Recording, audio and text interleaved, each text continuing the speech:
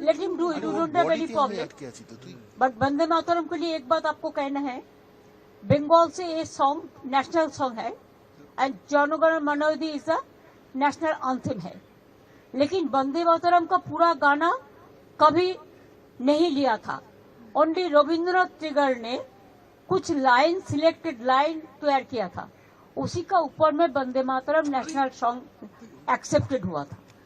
ये भी जानकारी के लिए मैं बताया, बिकॉज आपने पूछा। पहले तो राज्यसभा ने नोटिफिकेशन दिया था कि जय हिंद बोलना नहीं चाहिए, वंदे मातरम कहना नहीं चाहिए। कल मैं बीजेपी का बात भी सुना, कोई कोई बोला कि नेताजी को हम पसंद नहीं करते हैं। अरे तुम नेताजी को पसंद नहीं करते हैं, गांधी जी को नहीं करते हैं, राजा राम मोहन राय के नहीं करते हैं, तो किसको पसंद करते हैं?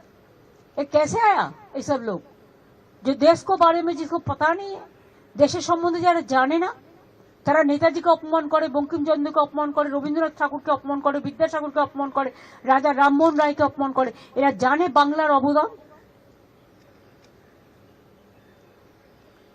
হয়েছে। এবার আমি যাই।